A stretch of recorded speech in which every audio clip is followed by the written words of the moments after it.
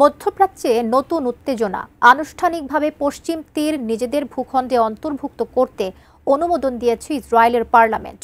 তেল আবিবের এমন পদক্ষেপের নিন্দা জানিয়েছে যুক্তরাষ্ট্র, কাতার, সৌদি আরব, জর্ডান সহ আন্তর্জাতিক সম্প্রদায়। আরও জানাচ্ছেন রাইহান মুন্সি।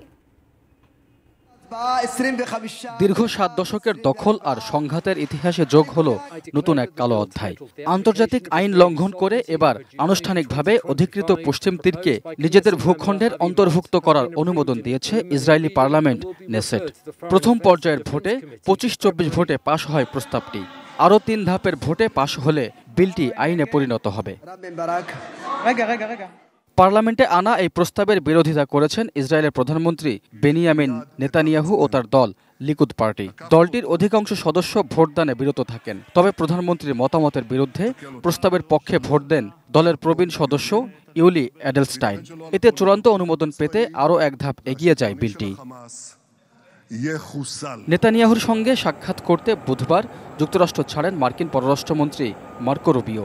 এ সময় সাংবাদিকদের তিনি বলেন, প্রেসিডেন্ট ট্রাম্প স্পষ্ট জানিয়েছেন এখনই এর পক্ষে নয় যুক্তরাষ্ট্র, কারণ এমন পদক্ষেপ শান্তি অর্জনের প্রচেষ্টায় হুমকি হয়ে দাঁড়াতে পারে।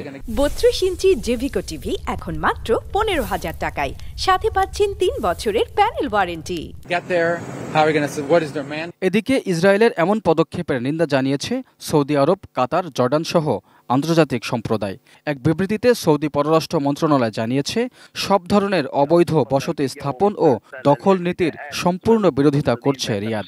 একই সঙ্গে 1967 সালের সীমারেখা অনুযায়ী পূর্ব জেরুজালেমকে রাজধানী করে স্বাধীন ফিলিস্তিন রাষ্ট্র প্রতিষ্ঠার প্রতি সমর্থন পুনর্ব্যক্ত করছে সৌদি আরব।